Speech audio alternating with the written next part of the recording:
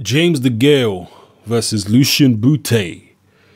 This is a fight which is being talked about. I don't know if it's signed yet, but as far as I'm aware, the two camps are in talks to have this fight as James Degale's first defense of his IBF super middleweight world title. I think this is a fight that James Degale will win pretty comfortably if it goes ahead. Lucian Bute at one time obviously was a fairly long reigning super middleweight champion himself. I believe that was he a WBA or IBF world champion? I can't remember. I think he was WBA. You can drop it in the comment section below if you can remember off the top of your head.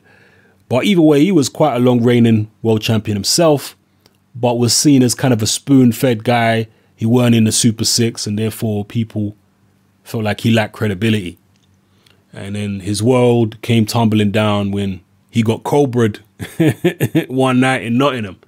And he's never really been the same fighter since. He's never really recovered mentally from the beating that Carl Froch gave him.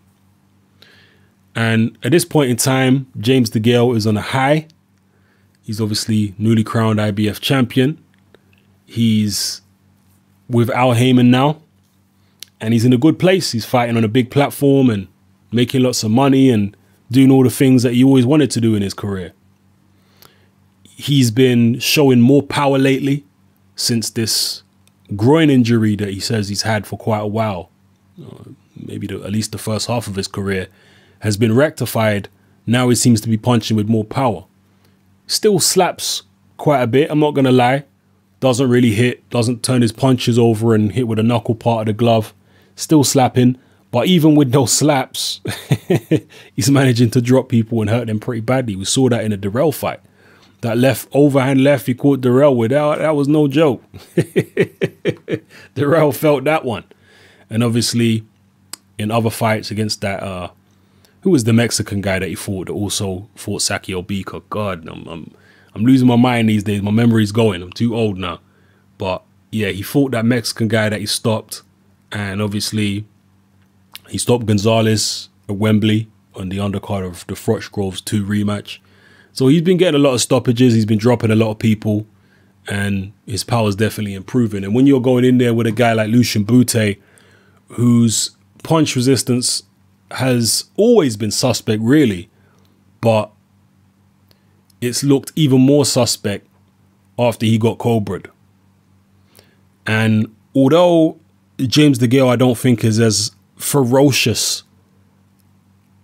on his front foot as Carl Froch. I don't think he hits as hard as Carl Froch. And I don't think he's as relentless as Carl Froch when he has his man hurt. So although, you know, he, like I say, he's not quite as ferocious as Carl Froch going forward, I still think that he has the punching power, the versatility in his attacks, and combine that with Lucian Bute's vulnerability, not just physically in terms of his punch resistance, but also mentally. And I think James Degale's got a pretty good chance of winning the fight by stoppage or knockout. I don't think he'll do it as quickly as Carl Froch. I could be wrong, but I don't think he will. I think the fight will probably go at least to the halfway stage, maybe later than that. It might even go to points. I wouldn't be surprised if James Degale versus Lucian Bute went to points. But whatever happens in the fight, I expect James Degale to win. That's the bottom line. I definitely would not be placing my money on Lucian Bute. Stranger things have happened. If Bute did win, we know one of James Degale's problems, one of his weaknesses, because James Degale is a very confident guy. Very confident. This is not a guy who intimidates. It's not a guy who's worried or doubts himself. James Degale is arrogantly confident. That's just how he is naturally. But with guys like him, the problem they have is overconfidence. And Carl Froch was actually similar, because with overconfidence can often come complacency. And with complacency can come mishaps, like the Carl Froch first fight with George Groves. Even the Carl Froch-Andre Ward fight, although Andre was just a better fighter than Carl Froch all round, but he seemed to be banking on being able to just knock Andre Ward out because of the fact that he'd seen Andre Ward dropped by Darnell Boone, and that's all he seemed to be talking about before the fight. But definitely the first George Groves fight, that was a case of massive complacency by Carl Froch, not respecting his opponent enough and believing in his own hype too much.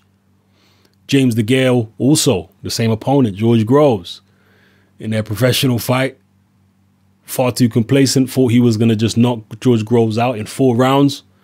And he was telling everyone on television and everywhere, all the media, the fight ain't going to go 4 rounds. Well, he ended up losing a decision, a disputed decision, but still, what happened to winning the fight in 4 rounds? Even Lennox Lewis, if we want to go further back, he was another guy with that kind of arrogant confidence where his biggest weakness was actually one of his biggest strengths, which was that innate confidence that he had.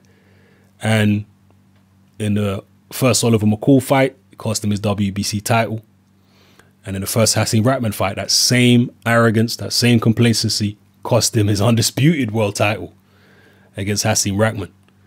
So yeah, James Degale is one of those kind of characters, gets complacent. Will he get complacent against Lucian Bute? Is his head too gassed now that he's got everything he wants in life? He's got a world title. He's got credibility. His rival George Groves has just lost, and even though he probably would have liked a payday to get revenge on Groves, inside he's probably thinking, you know what, I'm happy because I don't like George Groves and this is what he deserves.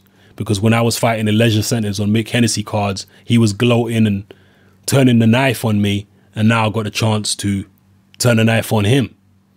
So he's exactly where he wants to be in life, making lots of money, doing what he wants.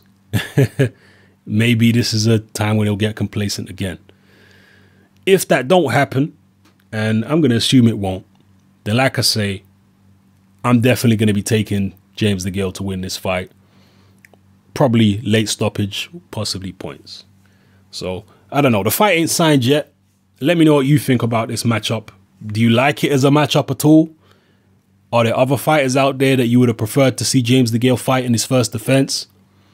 Where's this fight going to be held? Is it going to be in the US? Is it going to be in Canada?